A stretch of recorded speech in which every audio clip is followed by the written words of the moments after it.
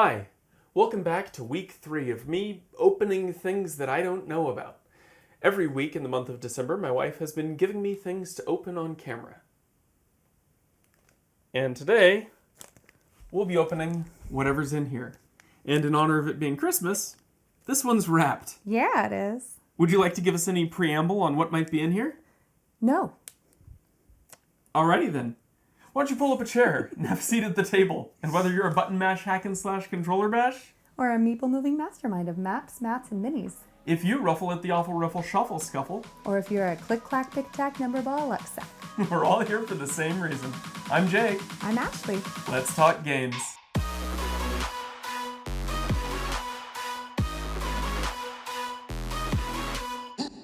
Alright, well I guess we should probably just get into it. Yeah, so I do have a little something to tell you about it. Oh.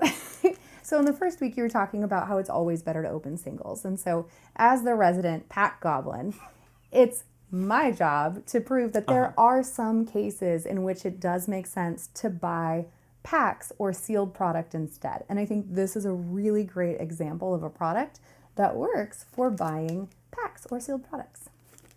This looks way too small to be a commander starter deck. You never know. Alright, let's see what we got here.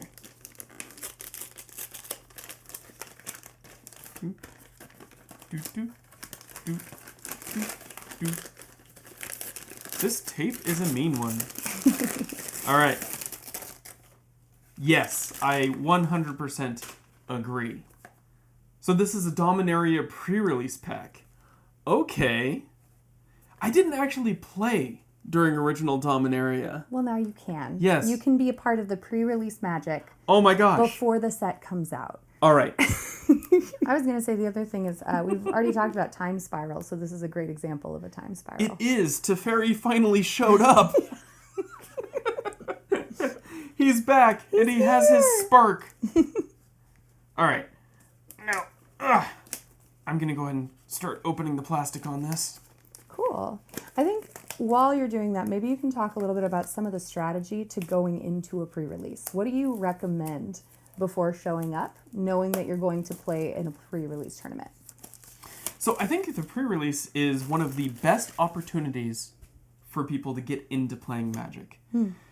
Everyone is essentially on the same level for the types of cards that they have. Everyone gets the exact same kit. It's got the same number of packs. If you want to prep for a pre-release, usually the full set list of cards is out ahead of time. Some people go nuts with trying to memorize every card in the set, figure out the optimal plays, and like workshop playing through the sealed tournament ahead of time. I've never bothered to do that, and I don't think it's necessarily helpful. Yeah, my strategy is show up and open packs. Absolutely. And that's where it's fun, right? You're seeing everything for the first time. Everyone there is playing with these cards for the first time. So they've actually changed the pre-release kits a little bit over time. In the Dominaria kit here, instead of having a full pack for the pre-release, it's just these little micro packs with 2 cards in it. So let's see what our promos are that we got. Okay. I like the packaging. The first here is a Goblin Chain Whirler. That would have been a pretty good hit when this came out. It's a really useful mono-red just Goblin card.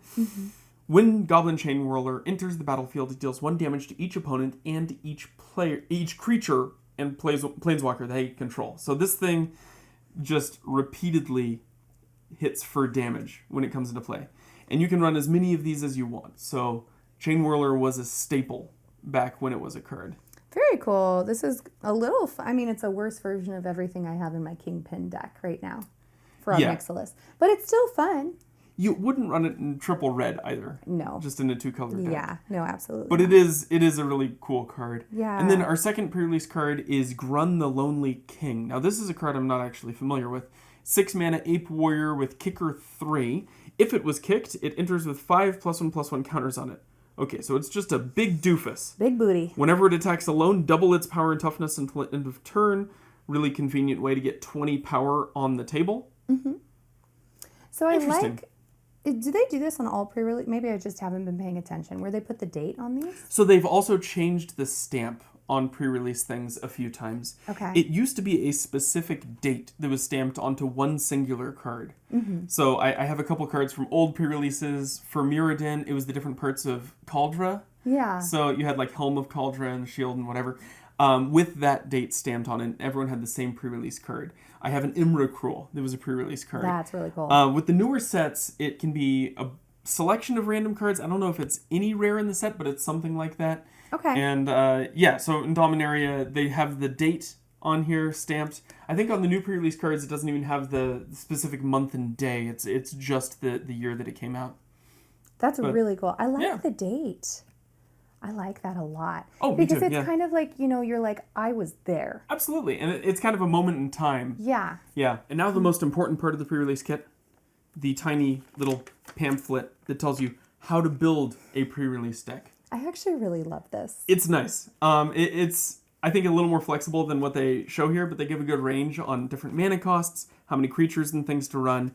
And then I like that it actually calls out 17 lands, which I'd say is on the high side, but that's good for new players. Yeah. If you know better, you can go lower, but otherwise 17 is pretty good. Well, something I like about this, you were talking about this as a great way to kind of introduce new players, and I think it might be overwhelming for some people, but I love the idea of this little, like, welcome, let's play together. It's our first time.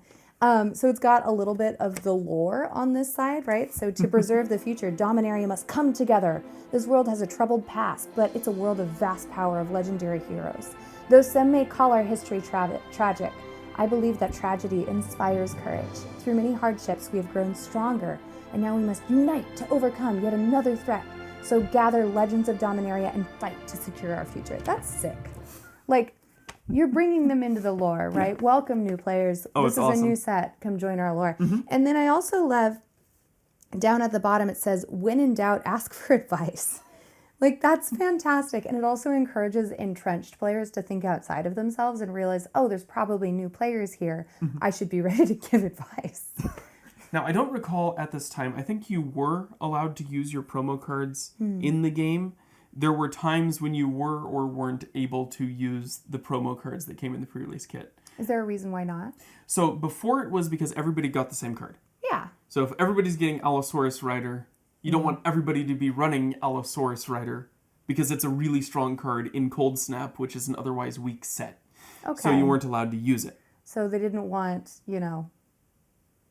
all five, all mid. Right. Yeah, exactly. Type things. So No now shenanigans. you can get random cards as pre-release cards, Yeah.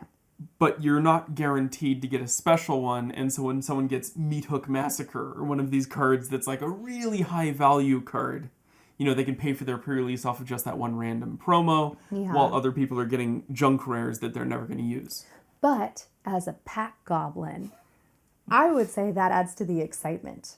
The more random, the better. Yeah, well, no, but there is some level of oh my gosh, that guy got that card. That's so cool. But I also understand, if you are really excited about the set and you don't get the cards you want, feeling really bummed about it. Yeah. But I think it's just my perspective that if I'm in the room with somebody who pulls something awesome, I feel like I pulled something awesome. So maybe that's a bad perspective, but it's definitely how I feel about things like this. It definitely adds to the excitement. Yeah, it's like the environment. It also adds to the resale value a little bit. That's true. Because the promos are in the product itself rather than just being handed out at the event. But that's kind of here and right there.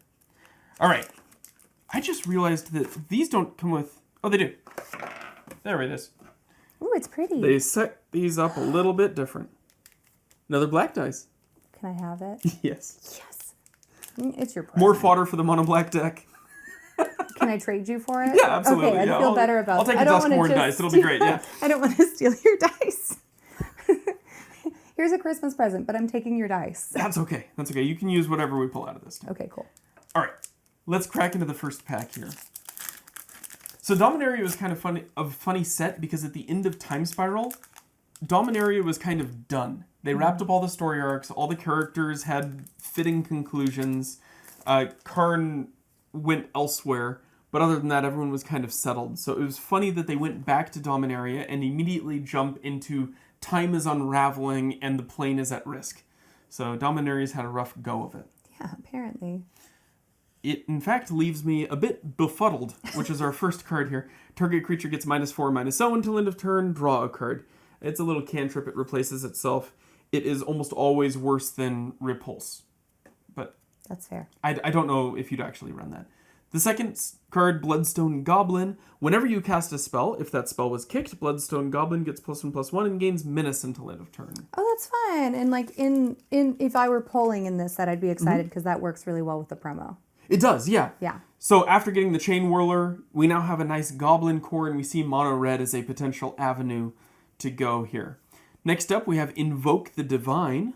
Destroy target artifact or enchantment, you gain 4 life. This will almost never see play in the pre-release, but there might be cases in limited environments where you would sideboard this in. Who knows? Maybe somebody really wants to make white work. Well, the other thing is Historic was a... Hey, there's good white cards. Sure. Maybe not in this set, but... No. But Maybe I'm wrong. Historic was a big theme here with artifacts and sagas. So there were a lot of things that came into play that could be problematic. So this might be something that you would sideboard in if you were in white. Fair. Next card is Windgrace Acolyte. 5 mana for a 3/2 flying. That's rough. When it enters the battlefield, put the top 3 cards of your library into your graveyard and you gain 3 life. Ooh, is there any like graveyard recursion in this set? Is there a lot of it? So Windgrace is one of the Okay. cards that's here that cares about graveyards. There is some cares about graveyards, but this card, it's not great. It's just not good. Okay. I was like, oh, maybe they're going for like an angle where graveyards are important because that's kind of fun if you're like in like. If you're really hard up for flying, Yeah. maybe, but 5 mana for 3 power flying is also kind of rough. It's really bad. It does not pass the vanilla test. Especially when we see things like Pierce the Sky. 2 mana green instant, deals 7 damage to target flying creature. Plummet is another card that does something like this, right? Yeah, Plummet's 3 mana and it just destroys the creature. Gotcha. So this is like slightly worse, but not Yeah. actually. Yeah, most of the time this gets the job done. Yeah, it's good enough. Again, good sideboard card. So one of the things that I'm seeing is a lot of the cards that we've gotten aren't really core to the deck, Nah.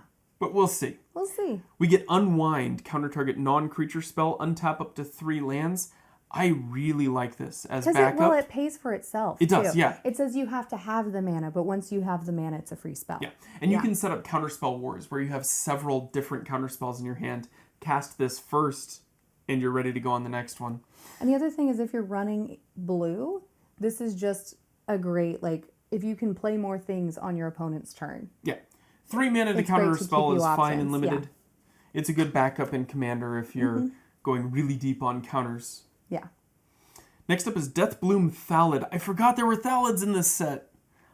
I really like Thallids as a creature type. Oh, It it's a makes fungus. 1/1 saprolings, so they're fungus creatures that make saprolings. This one's a death trigger, but there's others that are upkeep triggers. That's cool. And so you just continually pump out an army of creatures. That's really fun. It's a neat card. Yeah. Next up is Shivan Fire. I really like this. This is a good reprint. It's a red instant, 1 mana, 2 damage to target creature, or you can kick it for 4 damage to that creature. Most of the time, you're just going to be using this for the 2 damage. The 4 damage is only if you're super late game and you're stuck in a weird bind where you have really 5 mana unfortunate. open. Yeah. But yeah, it's a decent card. Next card we have here is Sparring Construct, a very vanilla test passing creature. 1 mana for a 1/1. When it dies, you put a +1/+1 counter on target creature you control. Yeah, it passes the vanilla test and you get a little bonus. Yeah. It's Yeah. like modular, but technically worse. So, it's It fine. seems to be a theme. It's fine. The commons in this set are fine. You're fine. I'm no. No, you're not. Gideon's Reproach. 2 mana instant, 4 damage to target attacking or blocking creature. Okay. Combat trick. Yeah. The next card we have up here is Chainer's Torment. And now I was talking about the historic theme with sagas and artifacts and that kind of thing. And so this saga, the first 2 steps are actually the same. It deals 2 damage to each opponent, and you gain 2 life. The third step, you create an XX Nightmare Horror creature token, where X is half your life total, and then you lose that much life. Okay. So in something like Commander, you're making a 20/20 and losing 20 life. I guess a little bit more than that if you've gained life up until that point. But this is a huge hit to yourself. So unless you have a way of trading life totals with somebody after the fact, Oh, that's or fine. regaining the life that you lost that turn, there's a few Oh. cards that do that sort of thing. This is a very risky card to play.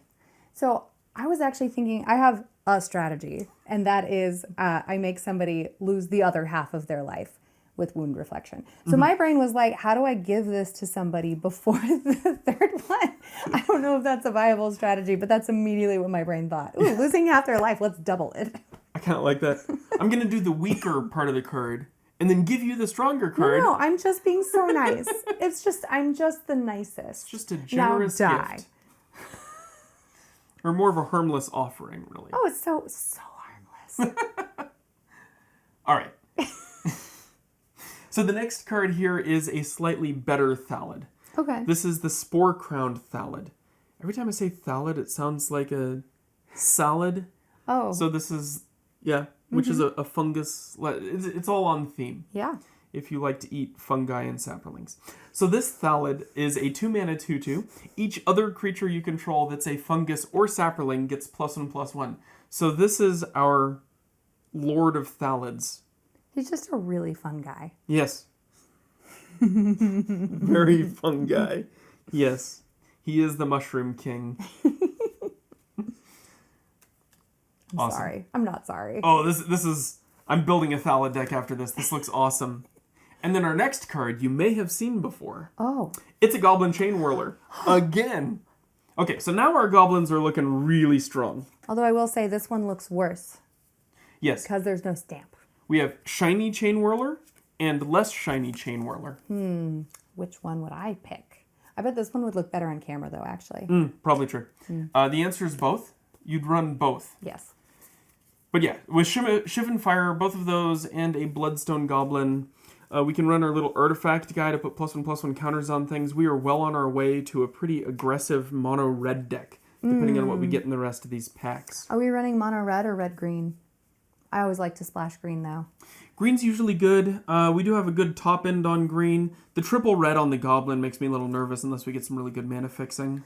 It's true. The other thing I was thinking though is don't we have the kill the flying creature? Yeah. And some other, we have some ways to deal with things in green. That's true. Which is kind of nice to supplement red with. And we also have some ways to buff creatures in green. That's true. So if we're playing red creatures, that's a nice combination of things. That's a good point. That would be my just from this pack, that's what I'm doing. But if I look at the rest of them, pack one of So what, depending on how much red we get, we might go red green. Yes. That's kind of how I would think about that.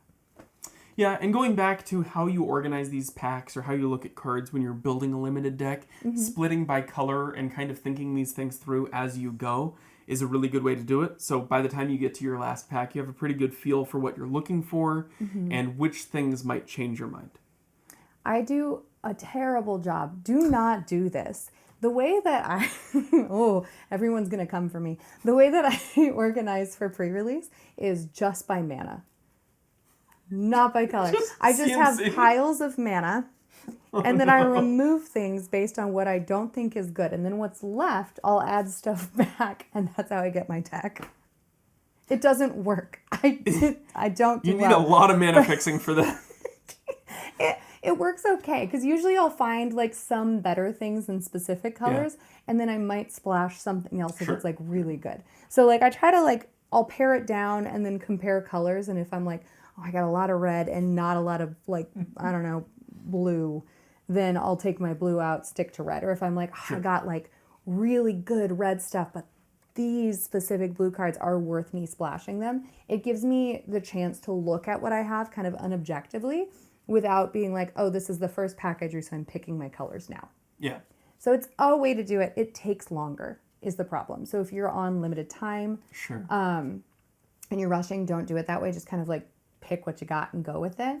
But I'm also the person that doesn't read ahead. So this is my way of making sure I actually know what I'm getting in my packs instead of being I've chosen green, red, we're going with it. And then ignoring, and then ignoring some of the other things that I might possibly be drawing that are maybe better in a group. Sure. Yeah, and as much as the first pack can kind of give you guidance on what colors are good. You don't want to be blind to the stuff that you're opening in the later packs, because you can definitely pull a bomb in pack 6 and pivot hard into black-blue if that's what you need. And that's something that I think is interesting about this versus like a draft. Because when you're drafting, you kind of really need to lock in pretty early on the colors you're choosing. You really do. Otherwise, you're just going to have a mess and you're not going to build a deck. So I think that's why I started doing this the way that I do, is because the first time that I played in a pre-release set, I pretty much just was like, this is what's good in my first pack that I'm opening, so this is what I'm playing. And then I don't remember what card it was, but I had a couple of cards that I super just missed. And I think you were like, oh, you could have had just a baller black-white deck. Yes. And I played red-green.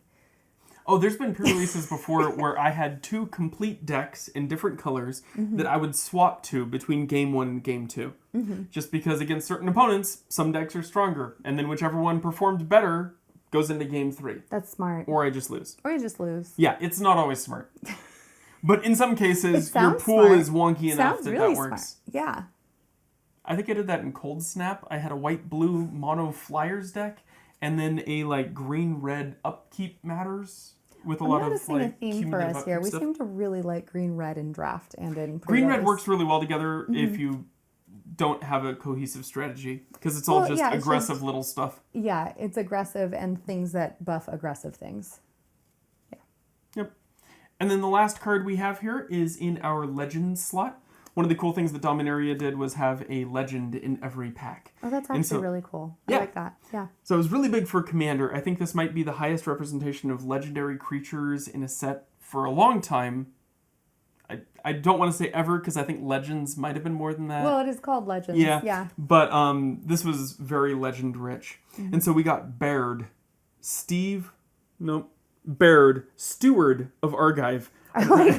Nope, he's Steve of Argive now. This is Baird Steve of Argive. Yeah, Steve of Argive, yeah.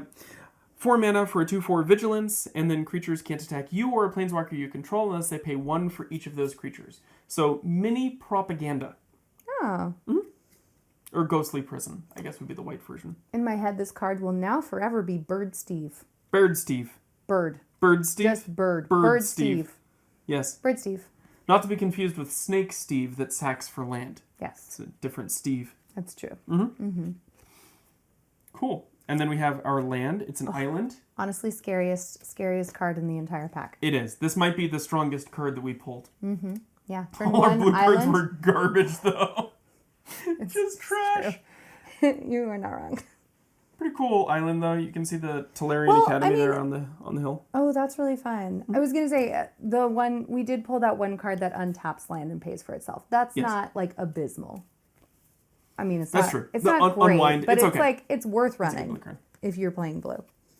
Ooh, Yay! We got a Thallid buddy. good for your Thallid deck. It's a little 1/1 Saproling. It goes with our Thallids. You need to build a deck called with the Thallids and call it a salad bowl. Oh, I'm so disappointed that Caesar, the card that cares about creature tokens and came out in Fallout, doesn't have green. He's red, black, and white.